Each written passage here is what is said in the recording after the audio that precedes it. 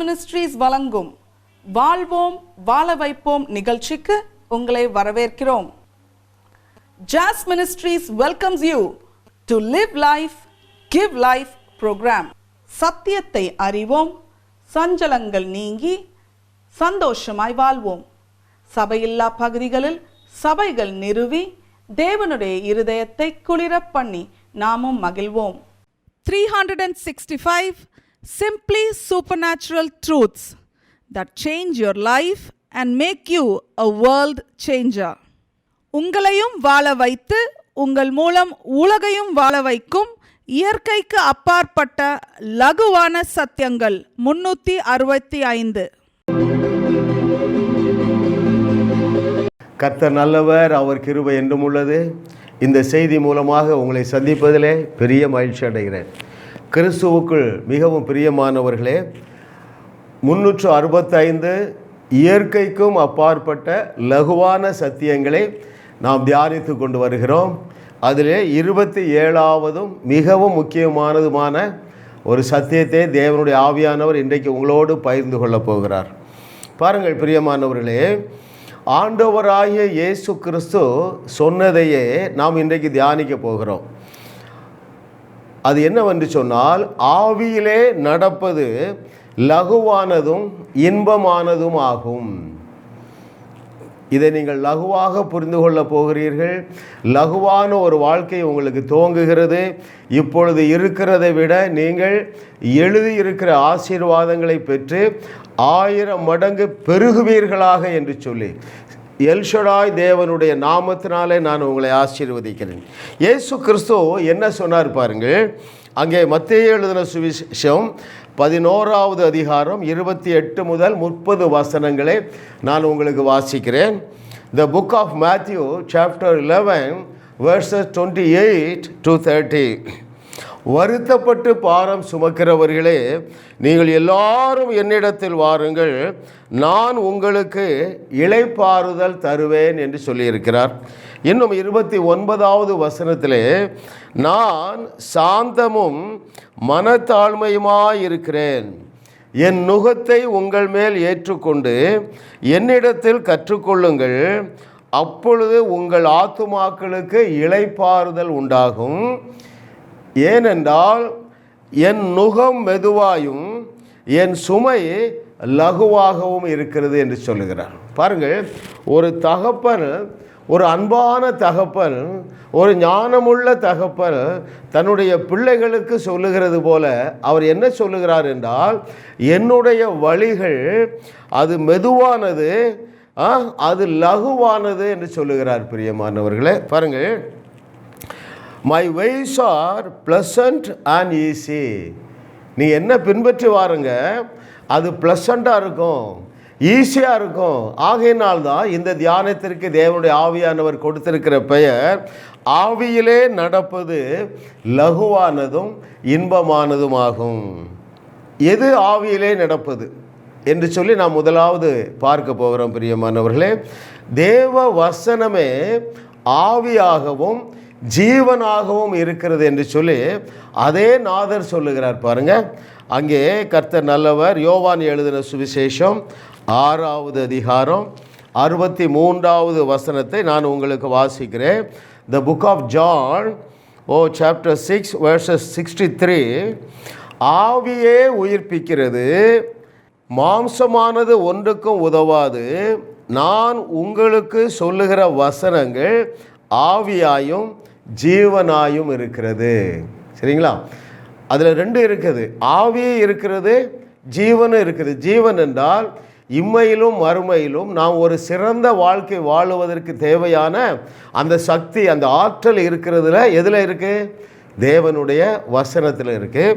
இன்னொன்று என்ன இருக்கிறது என்றால் ஆவி இருக்கிறது. சரிங்களா? அந்த ஆவி என்பதற்கு சரியான விளக்கத்தை நாம் பெற்றுக்கொள்வோம் என்றால், பிரியமானவர்களே, இந்த சத்தியம் உங்களுடைய இருதயத்திற்குள்ளே ஆழமாக பதிந்துவிடும்.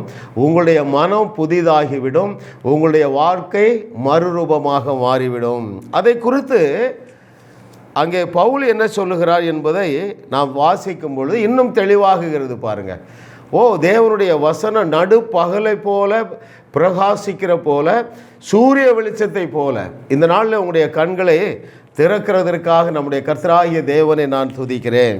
ஆகிய ரோமன்ஸ் 8வது அதிகாரம் 1வது வசனத்தை நான் முதலாவது வாசிக்கிறேன் பாருங்கள். The book of Romans chapter 8 verse 1.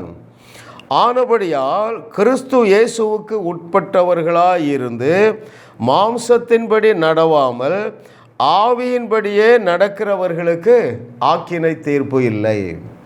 அதாவது வசனத்தின்படி நடக்கிறவர்களுக்கு தண்டனை இல்லை. நீங்கள் பல வாலிபர்கள் இதை கேட்டுக்கொண்டு இருக்கலாம், ஐயா எங்களுக்கு அதுதானே பிரச்சனை, எங்களாலே வசனத்தின்படி தானே நடக்க முடியவில்லை என்று சொல்லி நீங்கள் பிசாசுக்கு இடம் கொடுக்க மாட்டீர்கள். ஏனென்றால் அது இன்பமானதும் லகுவானதுமாகும். The Passion Translation தான் இப்படி சொல்லுது பாருங்க. His ways are pleasant and easy. Hallelujah. உங்களால் பின்பற்ற முடியாத எதையுமே தேவன் உங்களிடத்தில் திணிக்க மாட்டார். பிரியமானவர்களே, கர்த்தர் நல்லவர் பாருங்க. இன்னும் அந்த ரோமர் நிருபத்தில் மிக அழகாக விளக்குகிறார் பாருங்கள். 5 மற்றும் 6வது வசனங்களை நான் வாசிக்கிறேன். அன்றியும் மாம்சத்தின்படி நடக்கிறவர்கள் மாம்சத்துக்குரியவைகளை சிந்திக்கிறார்கள், ஆவியின்படி நடக்கிறவர்கள் ஆவிக்குரியவைகளை சிந்திக்கிறார்கள். மாம்ச சிந்தை மரணம், ஆவியின் சிந்தையோ ஜீவனும் சமாதானமுமாம். பாருங்கள், இயேசு கிறிஸ்து சொன்னதை அந்த அப்போஸ்தலனாகிய பவுல் இங்கே அதை இன்னும் இன்சிஸ்ட் பண்ணுறாரு. இந்த வழி உங்களை வாழ வைக்கிற வழி, இந்த வழி லகுவான வழி, இந்த வழி இன்பமான வழி என்று சொல்லுகிறார். ஒரு உதாரணத்தை சொல்லும் பொழுது இன்னும் உங்களுடைய மனக்கண்கள் பிரகாசமாகிவிடும். பிரியமானவர்களை, இதை புரிந்து கொள்வதற்காக கர்த்தர் நல்லவர் பாருங்கள். இதில் என்ன பார்க்குறோம்? அதில் ஜீவன் இருக்கிறது, அதில் சமாதானம் இருக்கிறது, அதில் வல்லமை இருக்கிறது.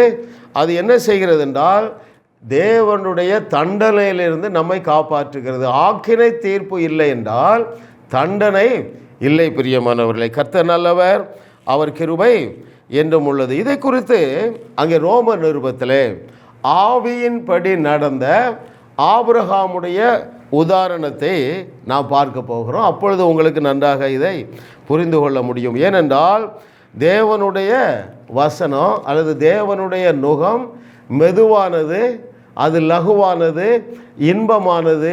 ஹல்லேலூயா. அங்கே ரோமர் 4வது அதிகாரத்தில் ஒரு சில வசனங்களை வாசிப்போம். அங்கே ரோமருக்கு எழுதின நிருபம் 4வது அதிகாரம் 19லேருந்து 22வது வசனம் வரைக்கும் ஆபிரகாம் எப்படி ஆவியிலே நடந்தான். கர்த்தர் நல்லவர், அவர் கிருபை என்றும் உள்ளது. பாருங்கள், ஆபிரகாமிடத்தில் ஏராளமான குறைகள் காணப்பட்டன. அவருடைய வேலைக்காரியோடு அங்கே பாவம் செய்தான். தேவன் என்ன சொன்னார்? ஆதியாகமம் 12வது அதிகாரத்திலே நீ எல்லாவற்றையும் விட்டு வா, இன்னும் ஜனம் யாரையும் கூட்டிக் கொண்டு வரக்கூடாது, எதையுமே கொண்டு வரக்கூடாது என்று சொன்னார். ஆனால் அவன் லோத்தையும் அவனுடைய தகப்பனையும் அழைத்து கொண்டு தான் வந்தான். அவன் முற்றிலுமாக கீழ்ப்படிந்தான் என்று சொல்ல முடியாது, அரைகுறையாகத்தான் கீழ்ப்படிந்தான். பிசாசுக்கு இடம் கொடுக்காதீங்க. ஆனாலும் ஆபிரகாம் எப்படி ஆவியிலே நடந்தான் பாருங்கள். கர்த்தர் நல்லவர், அவர் கிருபை என்றும் உள்ளது. ஆவியின்படி நடக்கிறதுனாலே பிரியமானவர்களே நீங்கள் ஆசீர்வாதங்களை பெற்றுக்கொள்வீர்கள். அங்கே ரோமர் 4வது அதிகாரம் 19வது வசனத்திலிருந்து வாசிக்கிறேன் உங்களுக்கு. Thank you Jesus for your goodness. அவன், அதாவது ஆபிரகாம், விசுவாசத்திலே பலவீனமாய் இருக்கவில்லை.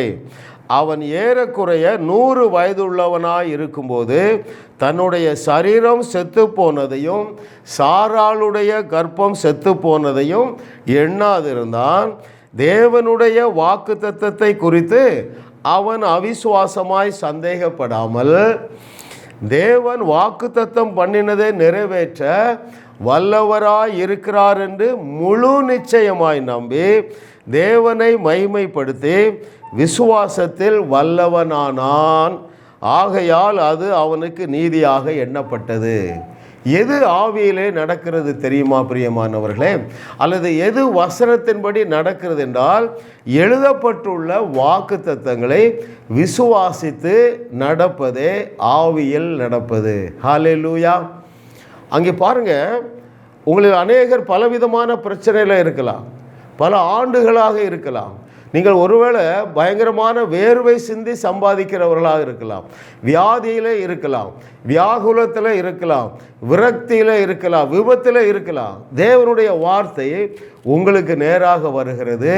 என்னவென்றால், உங்களை குறித்து தேவனுடைய வார்த்தை என்ன சொல்லுகிறதோ, நடக்க முடியாத சூழ்நிலையாக இருந்தாலும் நீங்கள் விசுவாசிக்கும் பொழுது அது ஆவியின் சிந்தை.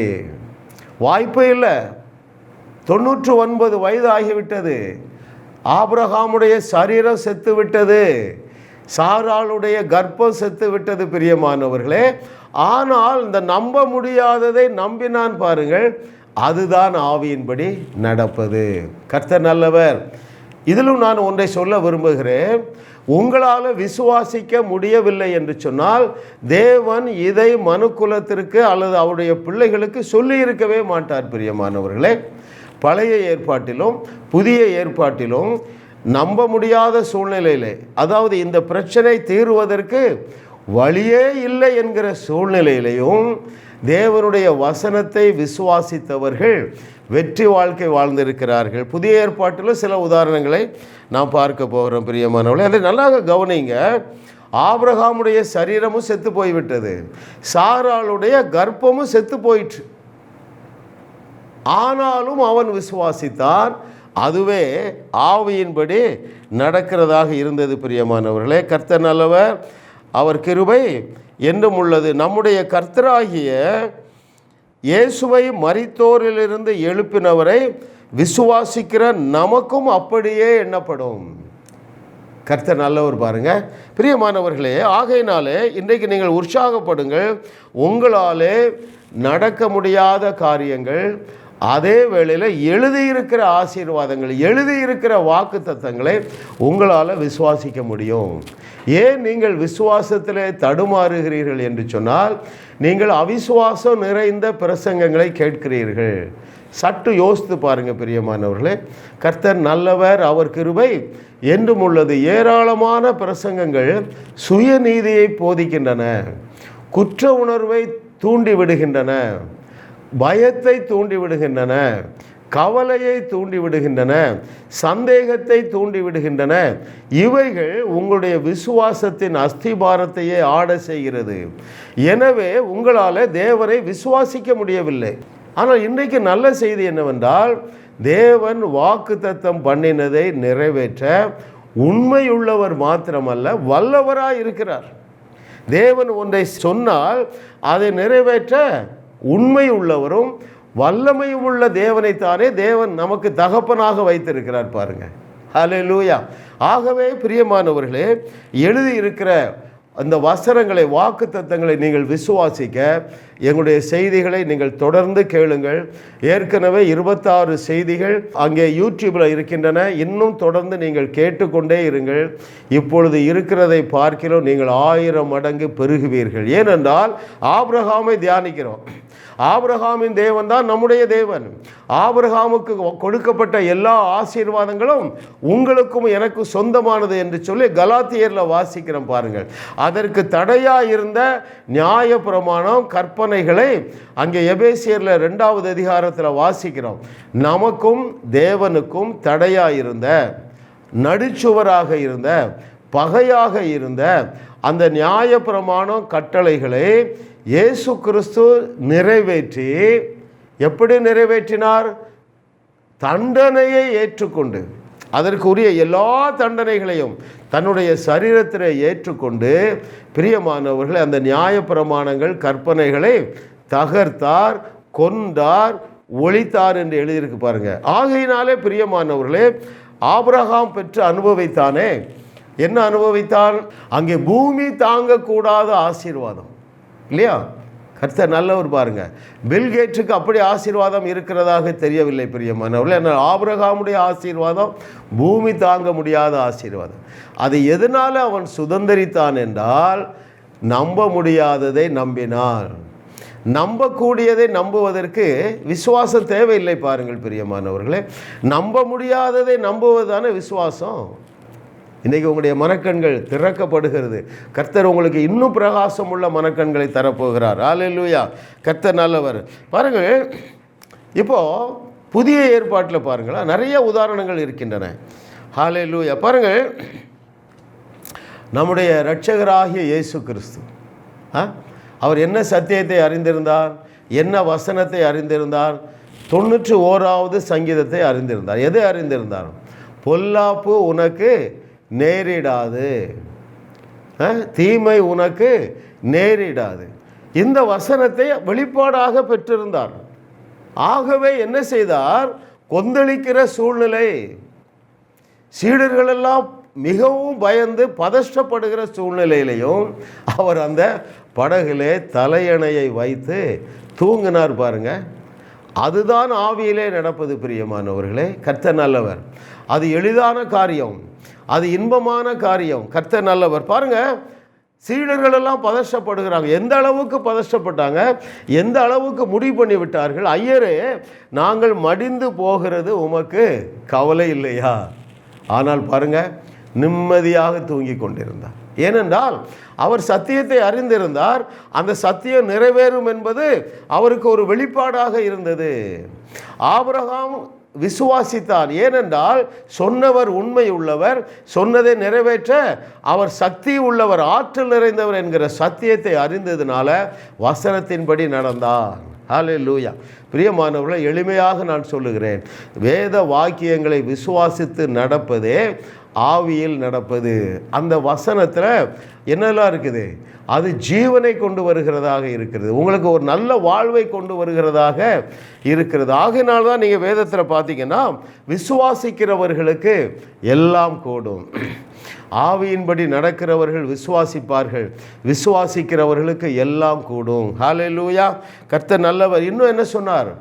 இயேசு சொன்னார் உங்களை பார்த்து, உங்களால் கூடாத காரியம் ஒன்றும் இராது. ஒவ்வொரு முறையும் இந்த ஜாஸ் மினிஸ்ட்ரிஸ் மூலமாக யூடியூப் வாயிலாகவும், ஜூம் வாயிலாகவும், இன்னும் தொலைக்காட்சி வாயிலாகவும் நீங்கள் கேட்கிற சத்தியங்கள் உங்களுடைய விசுவாசத்தை விருத்தி அடைய செய்து கொண்டே இருக்கிறது என்பதிலே எங்களுக்கு எந்த விதமான சந்தேகம் இல்லை. ஏனென்றால் ஜீவனுள்ள வசனத்தை ஜீவனோடு பேசுகிறோம், ஆவியிலே பேசுகிறோம். ஹல்லேலூயா. உங்களால் விசுவாசிக்காமல் இருக்கவே முடியாது பிரியமானவர்களே. ஏனென்றால் சொன்னவர் உண்மை உள்ளவர், கேள்வியினாலே விசுவாசம் வரும். சரியான சத்தியத்தை சரியான நபரிடத்தில் விசுவாசத்தோடு பேசுகிற பிரசங்கிக்கிற பிரசங்கத்தை மாத்திரம் கேளுங்கள். உங்கள் பிரச்சனை எதுவாக இருந்தாலும், அது ஆபிரகாமுக்கு 99 ஆண்டுகள் பிரச்சனை, அப்படிப்பட்ட பிரச்சனையையும் நீங்கள் உங்களை விட்டு லகுவாக விலகுவதை காண்பீர்கள். உங்கள் மூலமாக தேவனுடைய நாமம் மகிமைப்படும். பிரியமானவர்களே, அங்கே இயேசு கிறிஸ்து மாத்திரமல்ல, எத்தனை வேணும் உதாரணம் உங்களுக்கு பிரியமானவர்களே. ஹல்லேலூயா. பழைய ஏற்பாட்டில் இன்னும் ஒரு சில உதாரணம் பார்க்கலாம். பாருங்க, அங்கே சாத்ராக், மேஷாக், ஆபேத் நேகோ பதஷ்டப்படவில்லை. ஒரு பெரிய கூட்டம், ஆயிரக்கணக்கான ஜனங்கள் மத்தியில் ஒரு தேசத்து ராஜாவிடத்தில் அடிமைகளாக இருந்த 3 பேர்கள் தைரியமாக பேசுகிறார்கள். என்ன பேசுகிறாங்க? ராஜாவே, எங்கள் தேவன் எங்களை விடுவிக்க போதுமானவராக இருக்கிறார். எப்படிங்க இது முடியும் பிரியமானவர்களே? பக்கத்தில் அந்த நெருப்பு 7 மடங்கு உயர்த்தப்பட்டிருக்கிறது, அக்னி ஜுவாலை பற்றி எரிகிறது. அடுத்த நிமிஷத்தில் தூக்கி உள்ளே போட போகிறாங்க. அவர்கள் ஒரு சத்தியத்தை அறிந்திருந்தார்கள் பிரியமானவர்களே. என்ன சத்தியம்? பொல்லாப்பு எங்களுக்கு நேரிடாது, ஒன்றும் எங்களை சேதப்படுத்தாது. 91வது சங்கீதத்தை உங்களில் அநேகர் மனப்பாடம் செய்திருப்பீர்கள் பிரியமானவர்களே. அந்த சங்கீதத்தை இந்த வெளிச்சத்தோடு நீங்கள் பார்ப்பீர்கள் என்று சொன்னால் நீங்கள் விசுவாசத்திலே நடக்க துவங்கி விடுவீர்கள். ஏனென்றால் சொன்னவர் எல்ஷடாய் தேவன், அவர் சர்வ வல்லமையுள்ள தேவன். அவருடைய வாக்குத்தத்தங்களை எல்லாம் நிறைவேற்ற அவருக்கு கர்த்தாவே நல்லவர். உங்களுக்கு லட்சக்கணக்கான அவர்களுக்கு வழி உண்டு தெரியும் பிரியமான பிரியமானவர்களே, நீங்கள் இப்பொழுது இருக்கிற சிக்கலிலிருந்து உங்களை விடுவித்து வாழ வைக்க உங்களை அழைத்த உங்கள் தகப்பனாகிய தேவனுக்கு லட்சக்கணக்கான வழி இருக்கிறது. இந்த சத்தியத்தை நீங்கள் அறியுங்கள். அவர் என்ன சொன்னார் பாருங்கள். கர்த்தர் நல்லவர் பாருங்க. கர்த்தர் நல்லவர் பாருங்க. இரவில் உண்டாகும் பயங்கரத்துக்கும் பகலில் பறக்கும் அம்புக்கும் இருளில் நடமாடும் கொள்ளை நோய். இன்றைக்கி அதைத்தான் அநேகர் பயந்து கொண்டு இருக்கிறீர்கள். உலகமே பயந்து கொண்டு இருக்கிறத. எப்போ வரும் கொரோனா, எப்போ வரும் கோவிட்-19? நீங்கள் பயப்பட வேண்டிய அவசியம் இல்லை. எப்பொழுது நீங்கள் பயப்பட மாட்டீர்கள் என்று சொன்னால், ஆவியின்படி நடக்கிறவர்கள் அல்லது வசனத்தை விசுவாசிக்கிறவர்கள் மத்தியானத்தில் பாழாக்கும் சம்காரத்துக்கும் நீ பயப்படாதிருப்பாய். உன் பக்கத்தில் 1000 பேரும் உன் வலதுபுறத்தில் 10,000 பேரும் விழுந்தாலும் அது உன்னை என்னை அணுகாது. மகனே மகளே, இந்த வசனத்தை உன்னால் விசுவாசிக்க முடிந்தால் நீதான் ஆவியின்படி நடக்கிறாய். தினந்தோறும் பத்திரிகையில் வருகிறது, ஒரு பெரிய பட்டியலே வருகிறது. இன்றைக்கி இத்தனை பேர் பாதிக்கப்பட்டார்கள், இந்த தேசத்தில் இத்தனை பேர் பாதிக்கப்பட்டார்கள், கோவிட்-19 இத்தனை பேர் பாதிக்கப்பட்டார்கள் என்று வருகிறதே. பிரியமானவர்களே, உன் பக்கத்தில் 1000 பேரும் உன் வலது பக்கத்தில் 10,000 பேரும் விழுந்தாலும் அது உன்னை என்ன செய்யாது? அணுகாது. அல்லேலூயா. பொல்லாப்பு உனக்கு நேரிடாது, வாதை உன் கூடாரத்தை அணுகாது என்பதை சாத்ராக், மேஷாக், ஆபேத் நேகோ என்பவர்கள் மாத்திரம் அல்ல பிரியமானவர்களே, பவுலும் சீலாவும் அறிந்திருந்தாங்க. அங்கே பேதுரு அறிந்திருந்தான். பவுலும் சீலாவும் ஆவியின்படி நடந்தார்கள். என்ன நடந்தார்கள்? சிறைச்சாலையில், அந்த டஞ்சனில், இருள் நிறைந்த உள்காவலறையில் அவர்களை காயப்படுத்தி மரத்தில் கட்டி வைத்திருந்தார்கள். ஆனால் அவர்கள் சந்தோஷமாக பாடினார்கள். இயேசு கிறிஸ்து பாருங்க, அவர் சந்தோஷமாக தூங்கினார். இங்கே பேதுருவும் சந்தோஷமாக தூங்கினார், பவுலும் சீலாவும் சந்தோஷமாக தூங்கினார்கள். பிரியமானவர்களே, இந்த ஒரு வெளிச்சம் உங்களுக்கு உண்டாக கடவுது.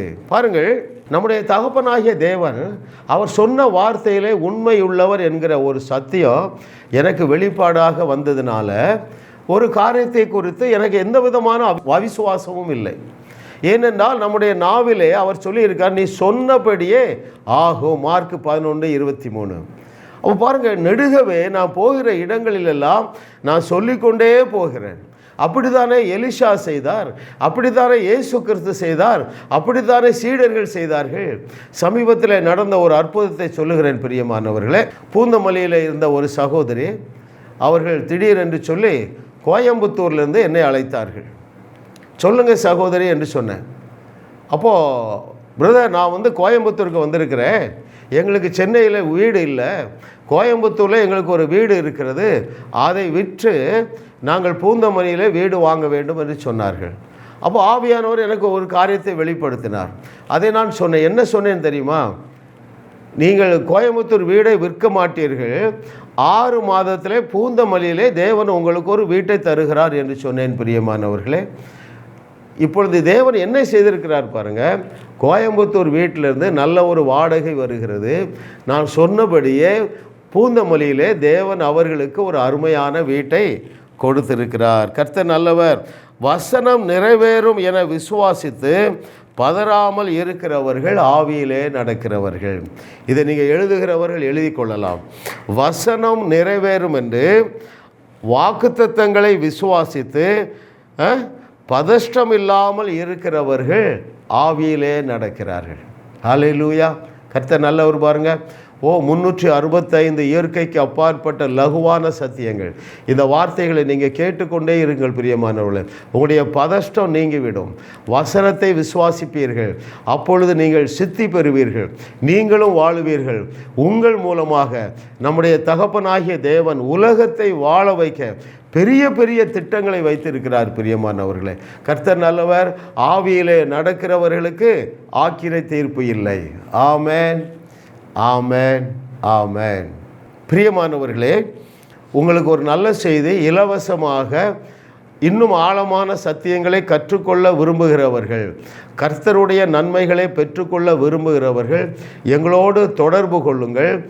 ஜூம் மூலமாக உங்கள் வீட்டில் இருந்து கொண்டே இலவசமாக அநேக சத்தியங்களை நாங்கள் கற்றுக் கொடுக்கிறோம். அதில் கற்றுக்கொள்ளுகிற 100க்கும் அதிகமான நபர்கள் ஆச்சரியமும் அனுகூலமான ஆசீர்வாதங்களை பெற்றுக்கொண்டு இருக்கிறார்கள். கர்த்தருடைய நாமம் மகிமைப்படுவதாக.